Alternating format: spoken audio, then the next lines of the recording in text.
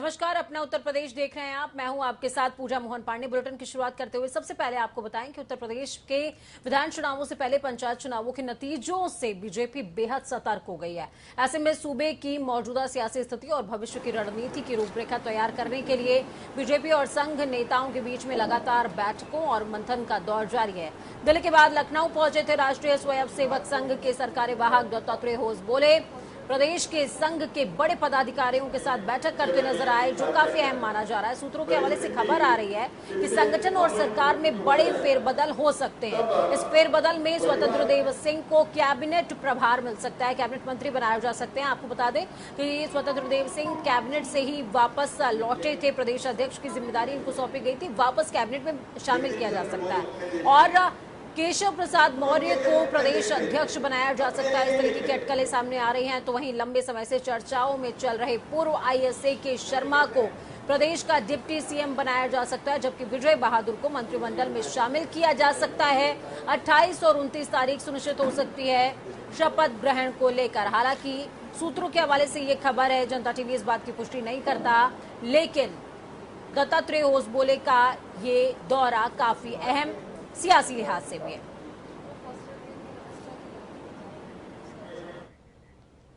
वहीं खबरों में आगे बढ़ते हुए मुख्यमंत्री योगी आदित्यनाथ प्रदेश भर में मैराथन दौरा कर रहे हैं। सीएम कोरोना संक्रमण की रोकथाम के लिए कई जगहों पर तैयारियों का जायजा लेते नजर आते हैं। सूबे के जिलों का दौरा कर रहे हैं सीएम। इसी क्रम में आज सीएम देवरिया और कुशीनगर का दौरा करेंगे। सीएम सबसे पहले देवरिया पहुंचे, जहां पर वो करीबन 11 बजे इंटीग्रेटेड कोविड कमांड सेंटर, यानी कि जब हम आपसे बात कर रहे हैं अब से थोड़ी ही देर बाद कोविड कमांड सेंटर का निरीक्षण करते नजर आएंगे। निरीक्षण के बाद सीएम मंडल के जनप्रतिनिधियों और अधिकारियों के साथ समीक्षा बैठक भी करेंगे। सीएम करीबन 2 बजे कुशीनगर पहुंचने वाले हैं। यहां मंडलीय अधिकारियों के साथ समीक्षा बैठक और चक्रपानपुर मेडिकल कॉलेज में स्वास्थ्य सुविधाओं का निरीक्षण करने के बाद सीएम कोविड कमांड सेंटर में कोरोना रोकथाम की निगरानी व्यवस्था को परखेंगे। देवरिया और कुशीनगर के दौरे के बाद सीएम करीबन 5:30 बजे गोरखपुर मंडल के अधिकारियों के साथ समीक्षा बैठक करते नजर आएंगे। तो बेहद खास है सीएम का ये दौरा। देवरिया पहुंचे हुए हैं। आपको बता दें कि गृह जनपद के दौरे पर हैं, 2 दिवसीय दौरे पर योगी आदित्यनाथ, और गृह जनपद से ही उन्होंने देवरिया का रुख किया है। देवरिया के बाद शाम को करीबन 4 बजे के करीब वो कुशीनगर पहुंचने वाले हैं। कुशीनगर के बाद वापस गोरखपुर लौट आएंगे। तो बेहद बड़ी और अहम जानकारी आपको दे रहे हैं। देवरिया और कुशीनगर का दौरा है सीएम योगी आदित्यनाथ का।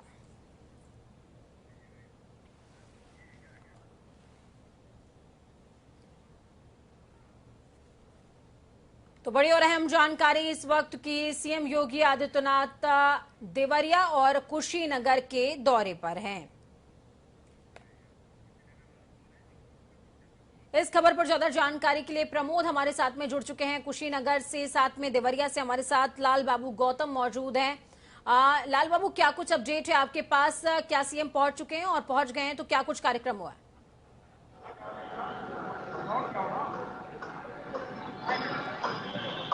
चलिए, हमारे साथ में प्रमोद जुड़े हुए हैं। प्रमोद कुशीनगर से जुड़े हैं। प्रमोद, क्या कुछ अपडेट है आपके पास? कुशीनगर में क्या तैयारियां? देखिए, मुख्यमंत्री के आगमन को लेकर पूरी तरह से प्रशासन तैयारी कर चुका है। 2 दिन पहले से ही यहाँ पे साफ सफाई की व्यवस्था और कोविड जहाँ पे उनका सेंटर पे निरीक्षण है उसकी भी काफी तरह से पूरी समुचित व्यवस्था प्रशासन के द्वारा कर ली गई है। आपको बता दें कि जो अभी हाल ही में जो सूचना विभाग से हमें कुशीनगर से अपडेट दिया गया है, 1 घंटे पहले ही कुशीनगर में मुख्यमंत्री का आगमन होना है, जिसको लेकर भी प्रशासन पूरी तरह से मुस्तैद दिख रहा है। साथ ही सुरक्षा व्यवस्था को लेकर भी प्रशासन पूरी तरह से अपना जो उनका सर्कल है बना चुका है और सर्किट हाउस में वो मीटिंग करेंगे तमाम प्रतिनिधियों से और अधिकारियों से। जी पूजा। बिल्कुल, तमाम जनप्रतिनिधियों से मीटिंग करेंगे। सीएम पहुंच रहे हैं जब प्रमोद किसी भी जिले में, तो वहां पर जो गांव है वहां का रुख जरूर कर रहे हैं सीएम। तो क्या कुशीनगर के अंदर भी कुछ ऐसे गांवों को चिन्हित किया गया है सीएम के दौरे को लेकर के? जी बिल्कुल, कुशीनगर में भी मुख्यमंत्री का ट्रस्ट मुख्यालय के बगल में एक गांव है सखवनिया, वहां पे जाके वहाँ पे कोविड वैक्सीनेशन को लेकर ग्रामीणों से बात करेंगे। साथ ही अगर कोरोना से पीड़ित कोई मरीज है उनसे भी बात की जाएगी। साथ ही जो क्वारंटीन है अपने घरों में उनसे भी मुख्यमंत्री बात करेंगे। जी ठीक है, बहुत बहुत शुक्रिया प्रमोद हमारे साथ जुड़ने के लिए, अहम जानकारी साझा करने के लिए। तो कुशीनगर से प्रमोद हमारे साथ में जुड़े, जिन्होंने साफ तौर पर बताया है कि ग्राउंड जीरो पर जब सीएम पहुंचने वाले हैं तो इस दौरान तमाम गांवों को भी तैयार कर दिया गया है। और सबसे बड़ी बात यह है कि गांवों में कोविड सेंटर्स में खुद जाकर के सीएम जायजा ले रहे हैं तमाम स्थितियों का। तो वहीं मुख्यमंत्री योगी आदित्यनाथ ने मंगलवार को गोरखपुर का दौरा किया। सीएम योगी के दौरे के दौरान कई प्रोटोकॉल को छोड़कर कई बार कंटेनमेंट जोन में भी चले जाते हैं। सीएम योगी इस बार बीआरडी मेडिकल कॉलेज स्थित इंसेफेलाइटिस वार्ड का निरीक्षण कर रहे थे। इसके बाद सीधे बाल रोग विभाग के इंसेफेलाइटिस वार्ड में चले गए। आईसीयू और हाई डिपेंडेंसी यूनिट भी उन्होंने देखी है। यहां पर उन्होंने भर्ती बच्चों से उनका हालचाल जाना। इसके बाद सीएम कोविड कमांड सेंटर पहुंचे, तैयारियों का जायजा लिया, समीक्षा बैठक में चले गए। आपको बता दें, सीएम एकमात्र ऐसे मुख्यमंत्री हैं जो लगातार अस्पतालों, कंटेनमेंट जोन्स और गांवों का मैराथन दौरा कर रहे हैं।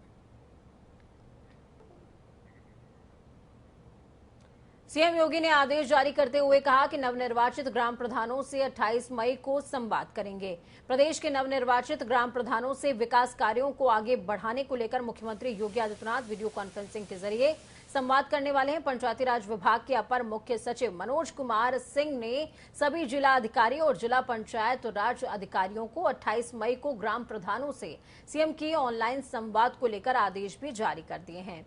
आपको बता दें कि आज 70% जो प्रधान है, नवनिर्वाचित प्रधान और सदस्य, उनका शपथ ग्रहण होने वाला है। कल भी शपथ ग्रहण हुआ था, आज फिर शपथ ग्रहण होगा।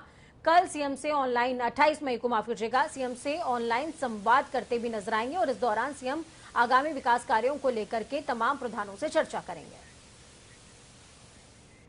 तो उत्तर प्रदेश में मई में नए संक्रमित मिलने से 13% की गिरावट दर्ज की गई है। अब रिकवरी रेट 94.7% है। सूबे में अब सक्रिय केसेस 69,828 हैं। प्रदेश में बीते 24 घंटे के अंदर 3,957 लोग ही संक्रमित हुए हैं। बीते 24 घंटे में कोरोना संक्रमण के कारण 163 लोगों ने अपनी जान गंवाई, तो वहीं 10,441 लोग ठीक हुए हैं। मृत्यु की संख्या में लगातार कमी दर्ज की जा रही है। 30 अप्रैल को प्रदेश में 3,01,000 सक्रिय केसेस थे, तो वहीं मई में 2.4 लाख सक्रिय केसेस कम हुए हैं। इसमें 77% की कमी दर्ज की गई है। बीते 24 घंटे में 2,98,808 टेस्ट किए गए, जबकि अब तक कुल मिलाकर 4,73,62,430 टेस्ट हो चुके हैं। अभी तक कोरोना वायरस इंसानों को ही परेशान कर रहा था, लेकिन इस बीच लखनऊ से एक चौंकाने वाला मामला सामने आया है। लखनऊ के पानी में यानी कि सीवेज में कोरोना संक्रमण मिलने की खबर सामने आई है और लोगों की नींद फाख्ता हो गई। गोमती नदी में गिर रहे खदरा स्थित नाले में कोरोना वायरस मिला है। मुंबई के बाद लखनऊ के सीवेज में कोरोना वायरस मिलने का ये पहला अपने आप में मामला है। यहाँ के कुछ नाले सीधे गोमती नदी में मिलते हैं, जो आपको बता दें कि तो कुछ पानी का ट्रीटमेंट प्लांट में संशोधन के बाद नदी में उसको छोड़ दिया जाता है। इस पानी का इस्तेमाल पीने में भी किया जाता है। इससे लोगों की चिंता और ज्यादा बढ़ गई है। पीजीआई माइक्रोबायोलॉजी विभाग में सीवर के पानी की जांच हुई है। आपको बता दें, गोमती में गिरने वाले सीवेज के पानी में कोरोना वायरस का पता लगाने के लिए आईसीएमआर और WHO ने रिसर्च शुरू कर दी है। इसमें देश भर के अलग अलग शहरों से सीवेज के पानी का नमूना जुटाया जा रहा है, जांच हो रही है। पीजीआई माइक्रोबायोलॉजी विभाग की अध्यक्ष डॉक्टर उज्ज्वला घोषाल के मुताबिक देश में कुल 8 सेंटर्स बनाए गए हैं। इसमें लखनऊ पीजीआई भी शामिल किया गया है। इस खबर पर ज्यादा जानकारी के लिए अनूप हमारे साथ में लाइव जुड़ चुके हैं। अनूप, क्या कुछ अपडेट है आपके पास? रिसर्च क्या कहीं तक पहुंची है क्या कि लोगों के लिए कितना आक्रामक हो सकता है?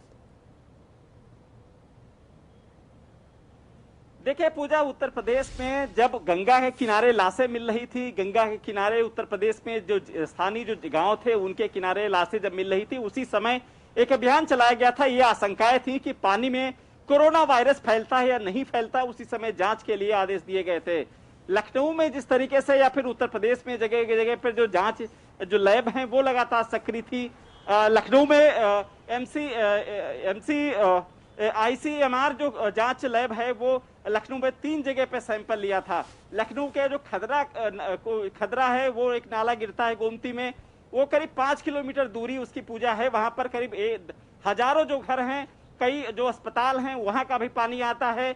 दूसरा जो सैंपल कलेक्ट किया गया था वो घंटा घर के पास जो नाला बना हुआ है वहां से कलेक्ट किया गया था, और तीसरा जो वहां बालागंज के पास जो है वहां से किया गया था। लखनऊ में जो घंटा घर के पास जो खदरा के पास जो नाला है वहां से जो सैंपल कलेक्ट किया गया था उसमें जो वायरस का डिटेक्ट पाया गया है। जाहिर सी बात है, ऐसे में पूजा चौंकाने वाली बात है कि जो उत्तर प्रदेश में लाशों पे राजनीति हुई, लाशें मिली, आखिर जो आशंका थी वो सामने आ गई। अब इस पे हालांकि जो लैब है वो पूरी जांच रिपोर्ट बना के शासन को भेजा है। आगे क्या निर्णय होती है, WHO भी इस मामले की जांच पड़ताल शुरू कर चुका है। क्या कुछ कदम उठाए जाएंगे? जो लाशें उतरा रही थी गंगा में, जो अभी तक जिस तरीके से राजनीति हो रही, और यही वजह है शायद अनूप की अभी सूबे के अंदर अलग अलग क्षेत्रों से और सैंपल्स जुटाए जा रहे हैं। गंगा में भी, गंगा नदी के भी कई क्षेत्रों से जहां पर लाशें मिली हैं वहां से भी सैंपल्स जुटाने की खबरें सामने आने लगी हैं। चलिए अनूप, बहुत बहुत शुक्रिया हमारे साथ जुड़ने के लिए, ग्राउंड जीरो से अहम जानकारी साझा करने के लिए। अनूप हमारे साथ में जुड़े, जिन्होंने बताया कि नदियों में जो लाशें मिल रही थी उस पर खूब जमकर सियासत हुई, लेकिन सियासत से इतर अब वो लाशें अपना प्रभाव जरूर छोड़ रही हैं। जरूरत थी मैनेजमेंट की, वो हुआ नहीं। अब इस स्थिति से निपटना होगा। आगे बढ़ते हैं। गंगा घाट क्षेत्र के रोतापुर घाट पर पिछले दिनों गंगा की रेती में दफन किए गए सैकड़ों शवों का मामला अंतर्राष्ट्रीय स्तर पर काफी चर्चा का विषय बना हुआ है। हालांकि किरकिरी होने पर शासन ने गंगा के किनारे शव दफन करने पर रोक लगा दी, लेकिन रेती में कब्र अब भी दिखती हैं। इसी बीच मंगलवार को ग्राउंड जीरो की रिपोर्टिंग के लिए फ्रांस मीडिया की एक टीम रोतापुर घाट पहुंचती है। घाट पर पंडों और ग्रामीणों से टीम ने बात करी है। इसके बाद मीडिया कर्मी PHC पहुंचे, जहां प्रभारियों से स्वास्थ्य गतिविधियों के बारे में जानकारी जुटाई। आपको बता दें कि कोरोना कहर के बीच पिछले दिनों रोतापुर घाट पर सैकड़ों शवों के रेती में दबे होने के मामलों ने हड़कंप मचाकर रख दिया था। हालात ये थे कि गंगा की रेती में दफन शवों की जगह तक नहीं बची थी। मामला सामने आने पर जिला प्रशासन ने रातों रात कब्रों से राम नामी चादर हटवानी शुरू कर दी। साथ ही गंगा किनारे शव दफनाने पर रोक लगा दी गई है। शवों को दफनाने का ये मामला अब विदेशों तक पहुंच गया है। सोचिए देश की कितनी किरकिरी हो रही है। तो वहीं ICC को भ्रामक जानकारी उपलब्ध कराए जाने को लेकर वरिष्ठ नोडल अधिकारी कोविड-19 रोशन जैकब ने लखनऊ के 3 बड़े अस्पतालों को नोटिस थमा दिया है। इनमें अपोलो हॉस्पिटल, मेदांता हॉस्पिटल और सहारा हॉस्पिटल का नाम शुमार है। आपको बता दें कि इन अस्पतालों ने बिना प्रशासन की अनुमति के पोर्टल पर बेडों की संख्या घटी हुई दिखाई। अस्पतालों में बेड खाली होने के बावजूद पोर्टल पर इसकी जानकारी नहीं थी। जानकारी दी गई तो शून्य बताया गया और भविष्य में लापरवाही सामने आने पर मुकदमा दर्ज करने की चेतावनी इन तमाम हॉस्पिटल्स को दी गई है।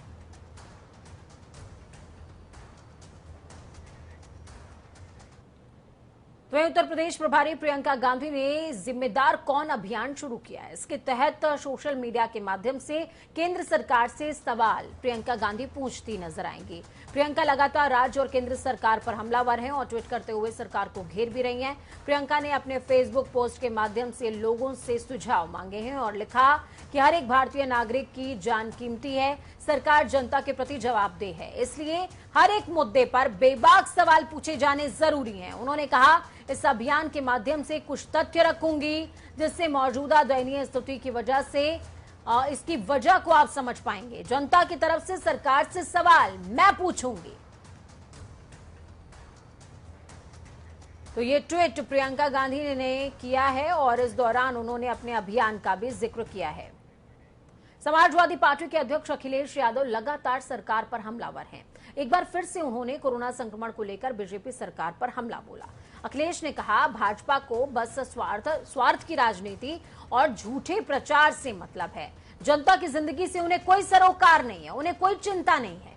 इसको उत्तर प्रदेश की जनता कैसे भूल सकती है। उन्होंने कहा कि जनता ने भाजपा को माफ ना करने का मन बना लिया है। वर्ष 2022 में समाजवादी सरकार बनने पर राज्य की जनता को राहत जरूर मिलेगी। अखिलेश ने अपने जारी बयान में कहा कि संक्रमण के दौर में भाजपा सरकार की प्रशासनिक अक्षमता और घोर लापरवाही के चलते ना तो इलाज ठीक से हो पा रहा है और ना ही सम्मान के साथ अंतिम संस्कार मिल रहा है।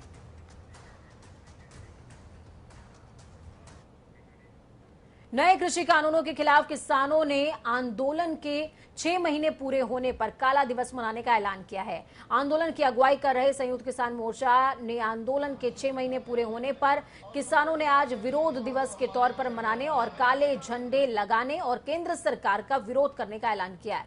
किसान मोर्चा की ओर से देश भर में इस विरोध प्रदर्शन करने के ऐलान को 12 विपक्षी पार्टियों ने समर्थन दिया, जिसमें बसपा भी शामिल है। आपको बता दें कि कल जयंत चौधरी ने भी कमान संभालते ही सबसे पहले आज के इस आंदोलन को लेकर के अपना समर्थन जाहिर किया था।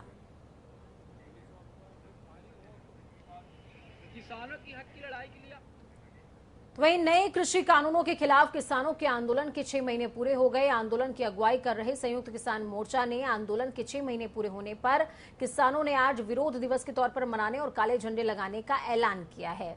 किसान मोर्चा संभालते हुए प्रदेश भर में आज पुतला दहन करेंगे। 12 पार्टियां समर्थन कर रही हैं। इस दौरान बागपत में लखनऊ और सहारनपुर जो हाईवे है उसको भी जाम करने का ऐलान है। साथ में इसी तरीके से अलग अलग क्षेत्रों में पुतला दहन करने का भी ऐलान किया गया है। तो केंद्र का विरोध कर रहे हैं किसान। नए कृषि कानूनों के खिलाफ जारी है किसानों का आंदोलन। आज इस आंदोलन को 6 महीने पूरे हो गए हैं। तमाम पड़ावों को पार करते हुए 6 महीने इस आंदोलन को हो गए हैं। सरकार की तरफ से अलग अलग बयान इस बीच देखने को मिली। तनाव की स्थितियां भी किसानों के बीच में और सरकार के बीच में तनातनी का दौर भी देखने को मिली है। इस खबर पर ज्यादा जानकारी के लिए पवन अग्रवाल हमारे साथ में जुड़ चुके हैं मुजफ्फरनगर, जो कि राकेश टिकैत का केंद्र है, वहां से। पवन, आपके साथ मुझे तमाम लोग जो पीछे नजर आ रहे हैं उनके हाथ में कुछ काले झंडे भी हैं, क्या कुछ अपडेट है आपके पास?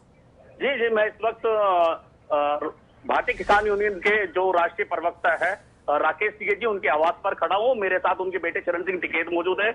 उनकी जो धर्मपत्नी है सुनीता पालियान जी, वो मेरे साथ मौजूद है और ज्यादा जानकारी के लिए हम इनसे बात करते हैं कि किस तरह की वो आज जो काला दिवस है कैसे मना रहे हैं। चरण सिंह जी, जनता टीवी में आपका स्वागत है। आज काला दिवस मनाया जा रहा है। किसान आंदोलन को 6 महीने हो चुके हैं, तो किस तरह की तैयारी आप लोगों की है? तैयारियां यही है, अपना काले झंडे निकाल कर रैली निकाल लेंगे जी, उसका दहन होगा जी, और इसमें जो तानाशाह सरकार है जी, उसके आज 7 साल भी पूरे हो रहे, उसका विरोध किया जाए। जी, आपके साथ में माता जी भी सुनीता पालियान जी खड़ी है, आपकी बेटी अनामिका टिकैत भी खड़ी है, तो किस तरह का है आज पूरा कार्यक्रम क्या है? आज पूरा कार्यक्रम ये है, पहले अपना कार्यालय पे जाएंगे, वहाँ पे अपना काले झंडे वगैरह लगाए जाएंगे। उसके बाद से विरोध प्रदर्शन होगा, यहाँ से पैदल या गाड़ियों में जाया जाएगा। जी, फिर वहाँ पुतला दहन होगा। पुतला दहन। जी, चरण सिंह टिकैत जी से बात की है। चरण सिंह टिकैत कह रहे हैं कि आज 7 वर्ष बीजेपी सरकार को हो चुके हैं, उसके विरोध में इनका पुतला दहन होगा और 6 महीने किसान आंदोलन को। इनसे सवाल ये आप पूछ सकते हैं, इनसे सवाल पूछिए कि मुजफ्फरनगर से ही किसानों को जो लीड कर रहे हैं नेता राकेश टिकैत आते हैं, लेकिन पंचायत चुनावों में वो प्रभाव इस क्षेत्र में नजर नहीं आया। क्या ये माना जाए कि राकेश टिकैत का उतना प्रभाव उस क्षेत्र में नहीं है और आज काला दिवस पूरा देश मना रहा है, लेकिन मुजफ्फरनगर में क्या इसका राव रंग अलग नजर आएगा क्या?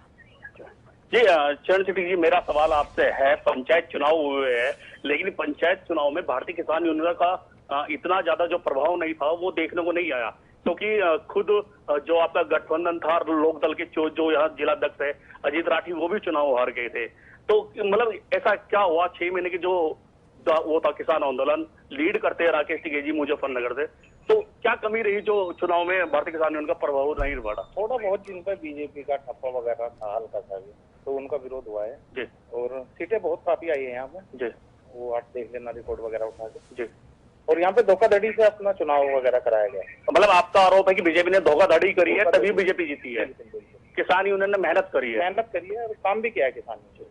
अच्छा, जैसे राकेश टिकैत जी खुद मुजफ्फरनगर से लीड करते हैं, आपका निवास स्थान शहर में भी है, किसान राजधानी सिसोली है, तो किस तरह का आज माहौल रहेगा? क्योंकि देश भर में आज काला दिवस बीजेपी सरकार के खिलाफ मनाया जा रहा है, किसान संगठन मना रहे हैं, तो किस तरह का आज पूरा माहौल रहेगा पूरे दिन? यहाँ पे पूरा बढ़िया माहौल रहेगा और काफी लोग भी आएंगे अभी आप देख सकते हैं हमारे साथ भी काफी लोग हैं और भी इकट्ठा होने लग रहे हैं। पवन, कोरोना की गाइडलाइन को देखते हुए आंदोलन को खत्म करने की मांग सरकार की तरफ से बार बार उठ रही है, इसको लेकर के क्या कोई जानकारी है इनके पास? चरण जी, सरकार ने कोरोना काल को देखते हुए किसान आंदोलन से अपील की थी कि क्या नाम ये धरना प्रदर्शन और काला दिवस न मनाए। तो क्या कुछ इस तरह की गाइडलाइन है आपके पास? कोई प्रशासन का आदमी या कोई आया हो कि भाई आप ना मनाओ? नहीं, हमारे पास कोई नहीं आया। और अपना कृषि कानून अपने वो बना दे, उस पर एमएसपी पे कानून बना दे, तीनों बिल वापसी ले ले, धरना उठ जाएगा वहां से। जी, चरण टिकैत जी की मांग है कि हमारे पास कोई नहीं आया, लेकिन अगर सरकार हमारी तीनों मांगे मांग ले तो हम ये धरना प्रदर्शन। ठीक है, बहुत बहुत शुक्रिया पवन हमारे साथ जुड़ने के लिए, हम जानकारी साझा करने के लिए ग्राउंड जीरो से।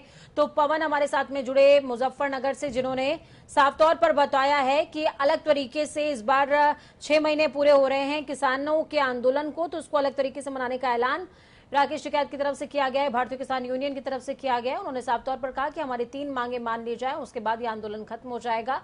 कोरोना का प्रभाव जरूर है, लेकिन हम नियमों की पालना के साथ में आंदोलन को आगे बढ़ा रहे हैं।